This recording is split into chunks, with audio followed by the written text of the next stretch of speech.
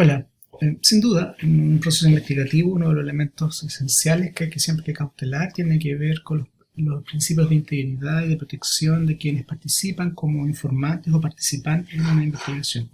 Esto es esencial cuando trabajamos con personas. También lo es en otras áreas donde se trabaja con animales, por ejemplo. Pero en nuestro caso, que trabajamos en el ámbito de educación con personas, es central el poder mantener ciertos principios que resguarden la integridad, la honestidad y el buen hacer de los procesos de investigación. Eso origina un tipo de instrumento que se denomina consentimientos informados, que en el fondo es como la autorización que la persona da para poder aceptar la participación en un tipo de investigación determinada. Al respecto, solo como antecedente, señalar que en el año 2010, en un encuentro internacional sobre la integridad de la investigación, se sacó una declaración que se denomina Declaración de Singapur, que es la que actualmente hoy día más o menos rige o orienta los principios que deberán guiar cualquier proceso de investigación que se desarrolle a nivel internacional. ¿Ya? Es una declaración que pienso que debieran siempre un investigador leer y revisar, no solamente porque tiene una cierta obligatoriedad hoy día en ciertos ámbitos, es una exigencia, sino que también por un compromiso respecto a nuestros propios cuidados sobre lo que hacemos y realizamos, especialmente cuando trabajamos con personas. Considerando eso, entonces, lo que les quiero mostrar es un consentimiento informado primero en papel, un modelo, un ejemplo.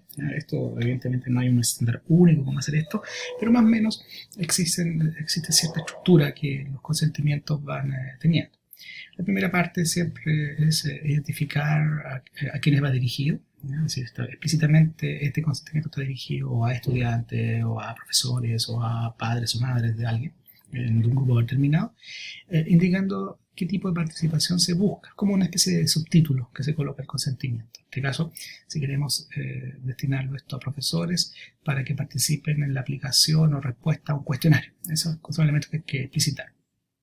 En segundo término, se suele generar una pequeña introducción en el cual se invita o se empieza a colocar un diálogo con la persona tratando de explicar cuál es el sentido de lo que se quiere hacer.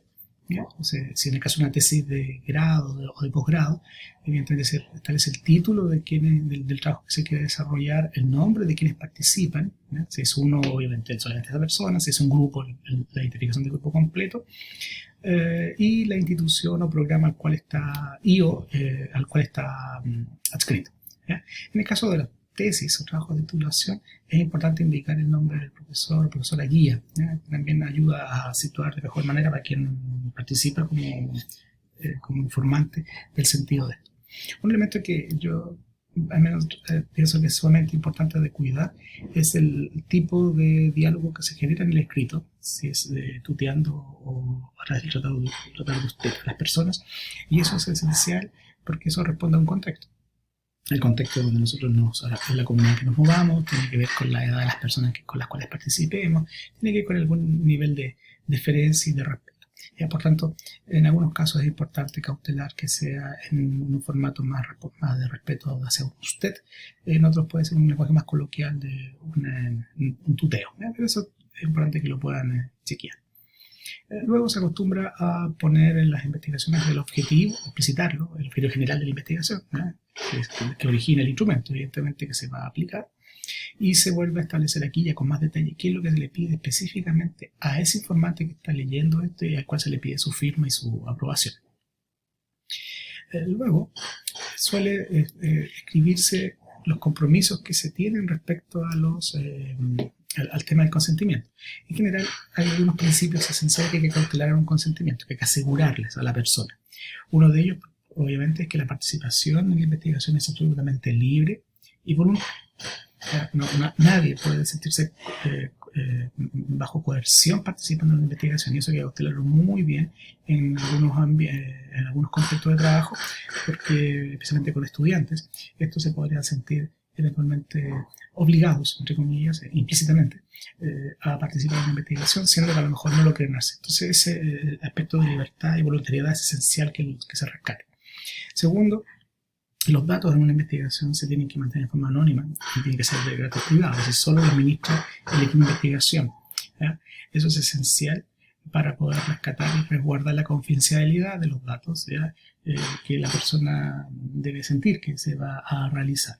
En el caso con un trabajo en un enfoque de carácter más cualitativo, en el cual voy a identificar o diferenciar opiniones, por ejemplo, o categorías de opinión entre personas específicas, lo que se suele usar entonces cuando uno informa las investigaciones son nombres de fantasía o nombres cambiados, para evitar que haya algún tipo de posibilidad de detectar quién es la persona o la institución en la cual la persona está participando.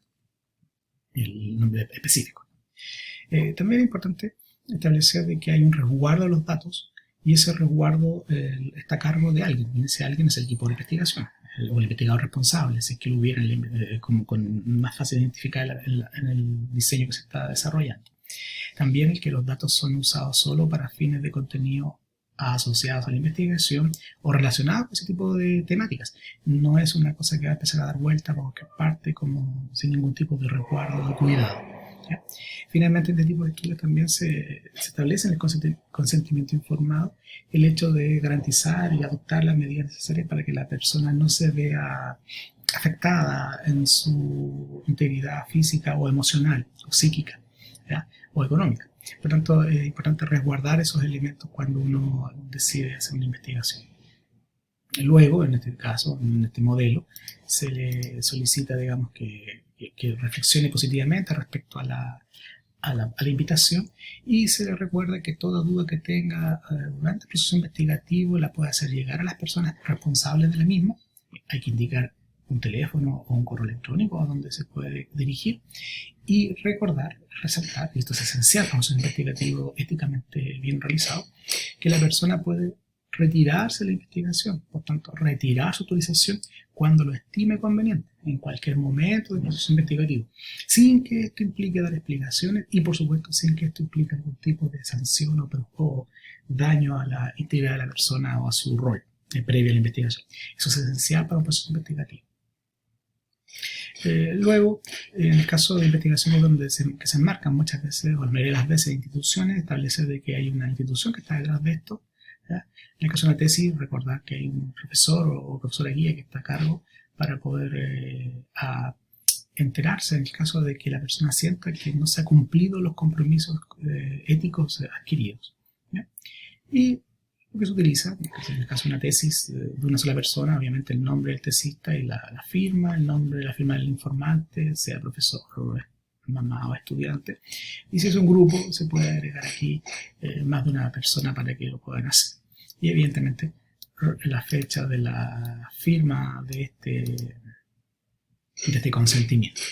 Esto sería un consentimiento en formato papel, más o menos, digamos, obviamente hay otros modelos, en el caso chileno, las agencias de investigación como la NIT actualmente tienen formatos para esto a través de los proyectos FONDES, pero bueno, es un formato que ustedes pueden utilizar. Ahora bien, ¿cómo lo coloco esto en el caso de que vaya a ser un consentimiento de carácter más digital, en el cual no voy a tener la firma exactamente de la persona? Eso, hay interpretaciones, evidentemente, como ustedes pueden imaginar, pero las que al menos yo les sugiero utilizar es la siguiente.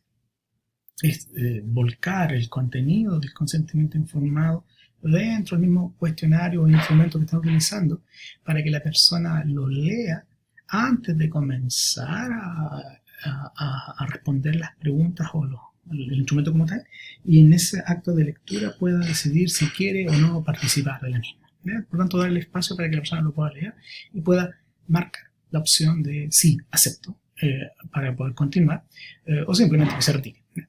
Para eso, ocupando la herramienta de formularios de Google, aquí tenemos el título de presentación del cuestionario.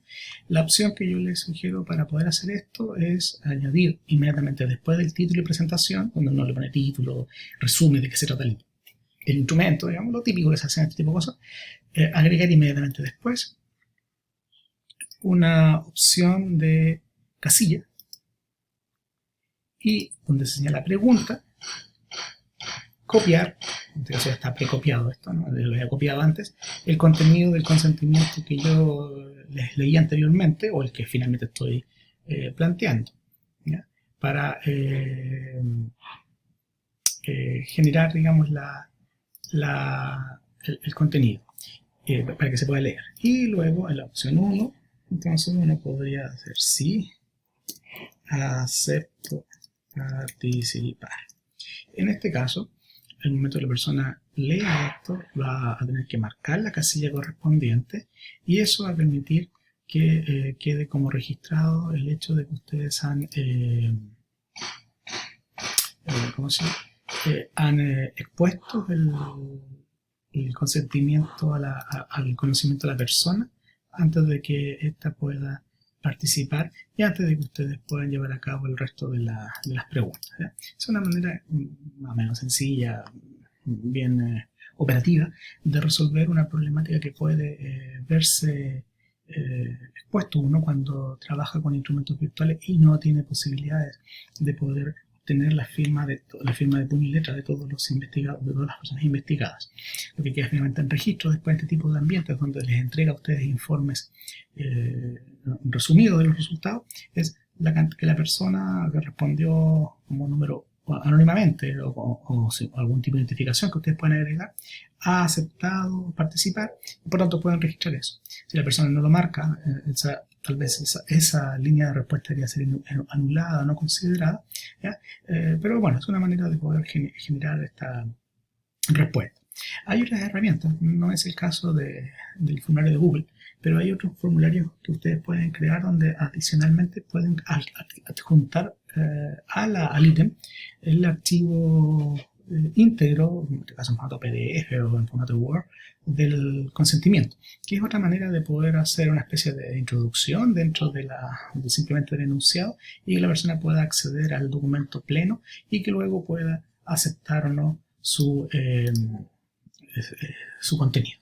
Bueno, esa es una manera de poder resolver de alguna manera la problemática del consentimiento informado, que resulta esencial para poder trabajar procesos de investigación de manera ética y adecuada a las normas que más o menos hoy día rigen este proceso.